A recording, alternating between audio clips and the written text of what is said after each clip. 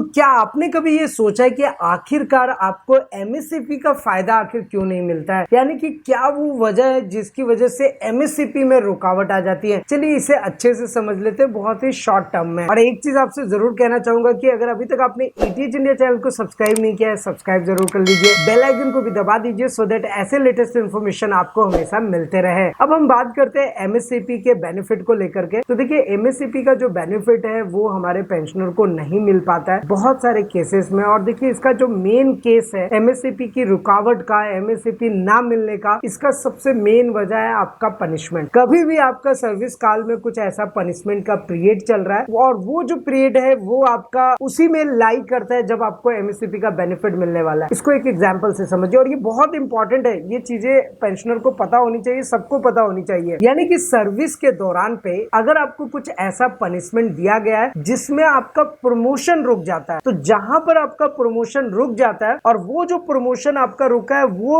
लाई करता है आपके एमएससीपी वाले दिन। जैसे कि आपका एमएससीपी मिलना है 1 जनवरी 2024 को। वैसे तो आपको पता है कि एमएससीपी जो है वो 1 जनवरी को लागू हुआ था। तो अगर आपका एमएससीपी मिलना है 1 जनवरी 2024 को और आपका इसी में पनिशमेंट लाई कर रहा है और इसी टाइम पे आपका प्रमोशन भी रुक रहा है, तो एमएससीपी का बेनिफिट नहीं मिलेगा। इस चीज को आप समझ लीजिए। अब इसी तरीके से अगर आपका 2004 में 1 जनवरी को एमएससीपी का बेनिफिट मिलना था लेकिन आपका पनिशमेंट ऐसा है और उस पनिशमेंट में लाइक आपका प्रमोशन रुका हुआ है, तो आपको नहीं मिलेगा। अब इसके लिए बहुत सारे लेटर भी जारी हुई है, प्रैक्टिकली भी इसको बताया था मैंने पहले भी, और अभी भी मैं आपको क्लियर कर दूं कि कुछ हमारे पेंशनर से जो एमएससीपी को लेकर के हमें डायरेक्टली फोन करते हैं, तो वो चीजें कि अगर एमएससीपी का बेनिफिट नहीं मिल रहा तो कहीं ना कहीं वो चीजें भी रही होंगी। अब वैसे आर्मी के भी बहुत सारे सेक्शंस हैं, उस सेक्शन के अंतर्गत भी अगर आपका कोई ऐसा पनिशमेंट काल चल रहा है तो एमएससीपी नहीं मिलता है। और पनिशमेंट के कुछ तो ऐसे फैक्टर होते हैं कि 5-5 साल के लिए आपको कुछ नहीं मिलने वाला है, कोई प्रमोशन नहीं, कोई, और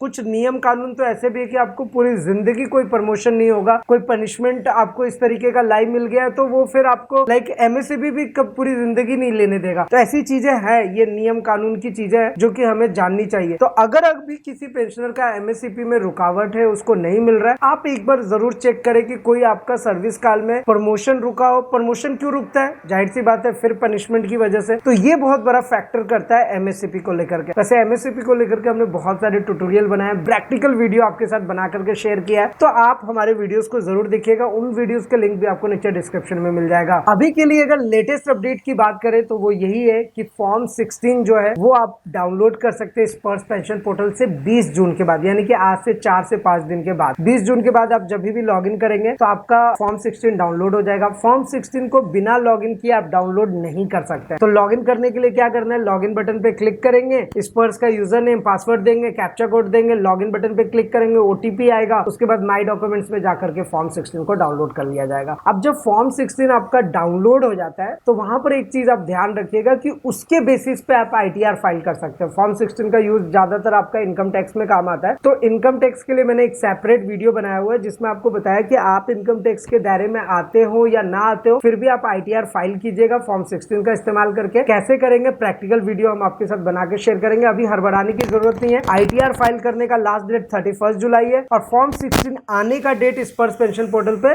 20 जून है। तो 20 जून को जब आएगा तो उसके बाद हम लोग प्रैक्टिकली देख लेंगे कि वो चीजें कैसे करनी है। दूसरा अपडेट आपका जो है स्पर्श पेंशन पोर्टल से रिलेटेड वो है जीवन प्रमाण पत्र से रिलेटेड। जीवन प्रमाण पत्र का तो ऐसा कॉन्सेप्ट है कि भाई हर साल भरना है, नहीं भरेंगे पेंशन रुक जाएगी। चूंकि बहुत सारे पेंशनर का डेटा स्पर्श में माइग्रेट हुआ था तो प्रॉब्लम क्या थी कि बहुत सारे पेंशनर नहीं भर पाए थे अपना जीवन प्रमाण पत्र। इस चीज को स्पर्श वालों ने ध्यान दिया और उसके बाद उन्होंने डेट को सीधे 6 महीने के लिए बढ़ा दिया। मतलब कि जो जिनका डेट नवंबर में भरना था और उन्होंने नहीं भरा फिर भी उनको जून तक पेंशन मिल रहा है। लेकिन अब अगर जून में भी आप अपना जीवन प्रमाण पत्र नहीं भरेंगे, इसको लेकर के सिंसियर नहीं रहेंगे, तो सच में आपकी पेंशन रुक सकती है। और एक बार पेंशन रुक गया तो आपको पता है कि आप बहुत बड़ा प्रॉब्लम हो जाएगा फिर दोबारा अपडेट करने में। तो देखिए उसके लिए यहाँ पे इन्होंने मैसेज भी डाला हुआ है, annual identification for pensioner due in month November 2023 have been extended till June 2024। Please submit your life certificate to ensure the continuation of pension after June 2024। तो ये चीजें इंपॉर्टेंट है, आप समझिए गए होंगे कि जो नवंबर में होना था उसका डेट बढ़ा के जून तक किया गया। अब आप जमा कर लीजिए नहीं तो प्रॉब्लम हो जाएगी। दूसरी चीज ये है कि कुछ पेंशनर्स को ऐसा लगता है कि मैंने तो जीवन प्रमाण पत्र जमा कर दिया, लेकिन जीवन प्रमाण पत्र लाइफ सर्टिफिकेट सबमिट करते समय कुछ ऐसा प्रॉब्लम उनको आ जाता है और उसकी वजह से वो सबमिट ही नहीं होता है। उनको लग रहा है कि सबमिट हो गया लेकिन सबमिट होता नहीं है। तो वैसे केस में भी पेंशन रुक जाता है। तो उसके लिए क्या करना है, ऊपर में जो क्लिक हेयर का मैसेज है इस पे आपको क्लिक करना है। 2 आइडेंटिफायर दिए हुए हैं, bank account number, personal number, स्पर्श पीपीओ और ई पीपीओ नंबर। यहाँ से आप, मैं तो यही कहता हूँ कि आप बैंक अकाउंट नंबर सिलेक्ट कीजिए और नीचे में पर्सनल नंबर, पर्सनल नंबर का मतलब आईसी और रेजिमेंटल नंबर होता है, ये सिलेक्ट करके कैप्चा कोड दीजिए, सर्च बटन पे क्लिक मारिए, आपके सामने पूरा डेटा आ जाएगा। तो वहां से आप देख सकते हैं कि हाँ ठीक है, आपका लाइफ सर्टिफिकेट सबमिटेड है या नहीं। इवन आप अपना माइग्रेशन स्टेटस भी चेक कर सकते हैं, क्योंकि अभी भी 5-10% वैसे पेंशनर है जिनका डेटा ही इस पर्स में माइग्रेट नहीं हुआ है। तो वो लोग क्या करेंगे, तो उनको बेसिकली क्या है कि यहीं से माइग्रेशन स्टेटस चेक करेंगे। माइग्रेट डेटा हो गया और आपको पता नहीं है, तो आपको तो भाई सारा काम इस पर्स से करना पड़ेगा, जैसे कि हमने आपको बताया। लेकिन अगर आपका डेटा इस पर्स में माइग्रेट ही नहीं हुआ तो आपको टेंशन लेने की जरूरत नहीं, आप बैंक में जाइए, बैंक से आपका लाइफ सर्टिफिकेट जमा होगा। अब जिनका डेटा इस पर्स में माइग्रेट हो गया या नहीं हुआ है और उनका एसबीआई में खाता है, तो उनके लिए कुछ करने की जरूरत नहीं है। वो एसबीआई बैंक से ही अपना लाइफ सर्टिफिकेट सबमिट करेंगे, तो उसका एपीआई इस पर्स से इंटीग्रेटेड है। तो जो लोग एसबीआई से करते हैं उनका ऑटोमेटिक इस पर्स में अपडेट हो जाता है। इस पर्स पेंशन पोर्टल में भी जा करके आप अपना लाइफ सर्टिफिकेट अपडेट कर सकते हैं। साथ ही साथ हमने आपको ये भी बताया कि आप अपना मोबाइल फोन का इस्तेमाल करके भी लाइफ सर्टिफिकेट को सबमिट कर सकते हैं। बहुत सारे मेथड्स है, किसी न किसी एक मेथड को यूज करके आप कर सकते हैं। और हमारा वीडियो बनाने का मकसद यही होता है कि आपके साथ सारी चीजें सही और सटीक जानकारी शेयर करें, प्रैक्टिकली आपको बताएं, सो दैट कि आप सारी चीजों को खुद से अपडेट कर लें। एक अपडेट है आपके आधार कार्ड से रिलेटेड, ये भी आप जान लीजिए। वैसे इसके बारे में सेपरेट वीडियो बनाया हुआ है कि आधार कार्ड में जो भी चीजें आपको अपडेट करनी है, चाहे डेट ऑफ बर्थ हो, नेम से रिलेटेड इश्यू हो, एड्रेस,